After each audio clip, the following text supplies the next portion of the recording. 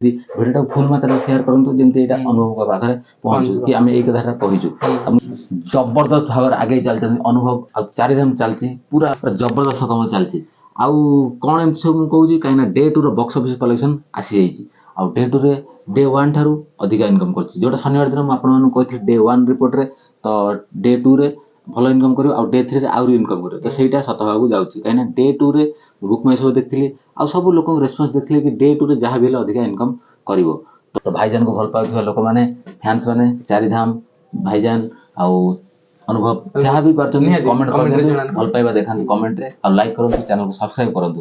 ଆଉ day 2ର report ଆସିଛି day 2ର income କରୁଛି 76 ଲକ୍ଷ ସମଥିଙ୍ଗ ସ୍କ୍ରିନ୍ ଆପଣ ଦେଖିପାରୁଥିବେ। ତ ମୁଁ ଯେମିତି କହିଥିଲି କି ଡେ 1 ଠାରୁ ଡେ 2ଟା ଇନକମ୍ କରିବ କାହିଁକି ଲୋକମାନଙ୍କ ରେସ୍ପନ୍ସ ଭଲ ଆସୁଛି। ମୁଁ ଯେମିତି କହୁଥିଲି କି ଫାଷ୍ଟ ଶୁକ୍ରବାରରେ ପଡିଲା କି ବି ଭଲ ବି ଇନକମ୍ କରିଛି 61 ଲାଖ ତ ଶନିବାର ଛୁଟି ଦିନ ଶନିବାର ଛୁଟି ଦିନ ଥାଏ ସେ 76 ଲାଖ କରିଛି ନିହାତି ସଣ୍ଡେରେ ବି ଅଧିକ ଇନକମ୍ କରିପାରେ ତାଠୁ ନିଶ୍ଚିତ କରିବ କାହିଁକିନା ବକ୍ସ ଅଫିସ୍ ମାନେ ଯୋଉ ବୁକ୍ ମାଇ ଶୋରେ ଆଉ ସବୁ ଟ୍ରେଣ୍ଡିଂ ଚାଲିଛି ଭଲ ଟ୍ରେଣ୍ଡିଂ ତ ମୁଭିର ବି ଖାଲି ଅନୁଭବଙ୍କ ଫ୍ୟାନ୍ସ ବି ନୁହଁ ଅନ୍ୟାନ୍ୟ ଲୋକ ବି କହୁଛନ୍ତି କାହିଁକିନା ଭଲ ରିଭ୍ୟୁ ଆସୁଛି ମାନେ କହୁଛନ୍ତି କି କିଛି ବି କମ୍ପ୍ରୋମାଇଜ ହେଇନି ୟାରେ ତ ଲୋକଙ୍କ ଅଡିଏନ୍ସ ରୁ ମାନେ ଜଣା ପଡୁଛି ସବୁ କହୁଛନ୍ତି ମସଲା ମୁଭି ଗୋଟେ ଆଉ ଇମୋସନାଲ ଅଛି ରୋମାନ୍ସ ଅଛି ମାନେ ଲୋକଙ୍କୁ କ'ଣ ଦରକାର ଇମୋସନ ସେ ଇମୋସନକୁ ଭଲ ଭାବରେ ଦେଖିଛନ୍ତି ଫିଲ୍ମ ଆମେ ଏପର୍ଯ୍ୟନ୍ତ ଦେଖିନା କାହିଁକିନା ଆମେ ସତ କହୁଛୁ ଫିଲ୍ମ ଏପର୍ଯ୍ୟନ୍ତ ଦେଖିନା କିନ୍ତୁ ରିଭ୍ୟୁ ଆସୁଛି ଇମୋସନ ଭଲ ଅଛି ଫିଲ୍ମରେ କାହିଁକି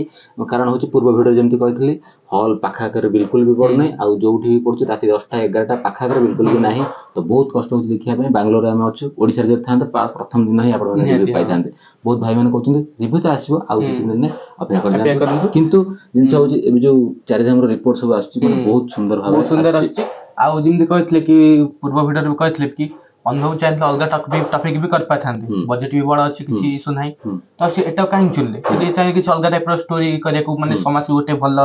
ଶିକ୍ଷା ଦେବାକୁ ତ ବାପା ମାଙ୍କୁ ଆଜିକାଲି ଦେଖିବେ କେମିତି ପିଲାମାନେ ସବୁ ବାହାର କରିଦଉଛନ୍ତି ଆଉ ମାନେ ବହୁତ କିଛି ଏମିତି ଅସୁବିଧା ହଉଛି। ଅନୁଭବ ଭାଇଜାନଙ୍କ ସହିତ ନିଜ ବାପା ମାଙ୍କୁ ବୋଧେ ଭଲ ପାଉଥିଲେ ବାପା ମା ତଳେ କମେଣ୍ଟ କରିଥିଲେ କାହିଁକିନା ଏ ଫିଲ୍ମ ପୁରା ବାପା ମାଙ୍କ ଉପରେ ସମର୍ପିତ ଏଇ ଭିଡ଼ିଓଟା ହଉଛି କେବଳ ବାପା ମାଙ୍କୁ ଭଲ ପାଇବା ଦଉଛନ୍ତି ମାନେ ଏତେ ମାତ୍ରାରେ ସେ ଭଲ ପାଇବା ଦେଇଛନ୍ତି ଏଠି ଫିଲ୍ମରେ ତ ବହୁତ ସୁନ୍ଦର ଲାଗୁଛି କାହିଁକିନା ଏପର୍ଯ୍ୟନ୍ତ ଦେଖିପାରୁନୁ ସେଇଟା ମାନେ ବହୁତ ଦୁଃଖର କଥା ବହୁତ ହଇରାଣ ହେଇଛି ଫିଲ୍ମ ଦେଖିବା ପାଇଁ ତ ଭଲ ପାଇବା ଦିଅନ୍ତୁ ଭିଡ଼ିଓକୁ ମଧ୍ୟ। ଆଉ ମୁଁ ଯେମିତି କହୁଥିଲି କି ଏଇ ଯୋଉ ଆମର ଦଶହରା ପର୍ଯ୍ୟନ୍ତ ରହିଲା ଦଶହରା ପର୍ଯ୍ୟନ୍ତ 2 ତାରିଖ ପର୍ଯ୍ୟନ୍ତ ରହୁଛି ଗୁରୁବାର ପର୍ଯ୍ୟନ୍ତ କାହିଁକିନା ଗୁରୁବାର ପରେ ଅଲଗା ଶୁକ୍ରବାର ଅଲଗା ଫିଲ୍ମ ସବୁ ଆସିପାରେ କିନ୍ତୁ ଆମ ଓଡ଼ିଶାରେ ତ ଆଉ କିଛି ଆସିବାର ନାହିଁ କିନ୍ତୁ ବାହାର ଏରିଆରେ ଟିକେ ଆଫେକ୍ଟ କରିପାରେ କାନ୍ତରା ଆସିଯାଉଛି ବାଙ୍ଗାଲୋର ଏରିଆରେ ତ କାନ୍ତରା ଆସିଯାଉଛି ତ ଜାଣିଥିବେ କନ୍ନଡ଼ ମୁଭି ସେଇଟା ତ ବାହାର କଥା ନା ଓଡ଼ିଶାରେ ତ ଆଗେଇ ଚାଲିବ କିନ୍ତୁ ଦଶହରା ପର୍ଯ୍ୟନ୍ତ ତାର ହୋଲ୍ଡ ରଖିବା ନିହାତି ଦରକାର କାହିଁକିନା ଡେ 1 ଭଲ ଇନକମ୍ କରିଥିଲା ଡେ 2 ଅଧିକା ଏବେ ଦରକାର କ'ଣ ପ୍ରତ୍ୟେକ ଦିନ ଅଧିକା ଇନକମ୍ ପର ଡେ ଠାରୁ ଯୋଉଦିନ ଯେତିକି ହଉଛି ପୁଣି ସେକେଣ୍ଡ ଡେ ନେକ୍ସଟ ଡେଟା ଅଧିକା ହବା ଦରକାର ଅଧିକା ହେଲେ ଏପର୍ଯ୍ୟନ୍ତର ଯଦି ଫାର୍ଷ୍ଟ ଡେ ଆସିଛି 61 ସେକେଣ୍ଡ ଡେ ଆସିଛି 76 ତ ଥାର୍ଡ ଡେ ନିହାତି ଚାହିଁବେ କି 1 crore ନିହାତି ଭଲ ରବିବାର ଦିନଟା ଅଛି 1 crore ନିହାତି ଛୁଇଁବା ଦରକାର 1 crore 76 ଗ୍ରସ୍ ଅଛି 1 crore ଗ୍ରସ୍ ଯାଉ ଥାର୍ଡ ଦିନରେ ତ ସେଇଟା ସମସ୍ତେ ଚାହିଁବେ କାରଣ ଏଭଳି ଢଙ୍ଗରେ ଇନକମ୍ କଲେ ଫିଲ୍ମଟା ଭଲ ବିଜନେସ୍ କରିପାରିବେ ଏପର୍ଯ୍ୟନ୍ତ ତ ଗ୍ରସ୍ 1.5 କୋଟି ପାଖାପାଖି ପରେ କରିସାରିଲାଣି 1.5 କୋଟି 1.5 କୋଟି ନିହାତି କରିସାରିଲାଣି ତ ବହୁତ ବଢ଼ିଆ ଇନକମ୍ ଚାଲିଛି ଆଉ ହୋଲ୍ଡ ରଖିବା ନିହାତି ଦରକାର ମୁଁ ଯେମିତି କହିଲି ଦଶହରା ପର୍ଯ୍ୟନ୍ତ ହୋଲ୍ଡଟା ରଖିଦେବ ଯଦି ବହୁତ ବଢ଼ିଆ ଇନକମ୍ କରିବ ମାନେ ଦଶହରା ବଜାର ଭିତରେ 10 କୋଟି ଇନକମ୍ ଅଡିଏନ୍ସ ଯଦି ଆଉ ଟିକେ ଭଲ ପାଇଦେଲେ ବି ଏଠି ବି ରହିପାରେ ମୁଭି ବୁକ୍ ମାଇ ଶୋରେ ମାନେ ରେଟିଂ ବି ଭଲ ଅଛି 9.something ରେଟିଂ ଅଛି ତ ବହୁତ ବଢ଼ିଆ IMDb ରେଟିଂ ବହୁତ ବଢ଼ିଆ ଦଉଛି ବହୁତ ସୁନ୍ଦର ଲାଗୁଛି।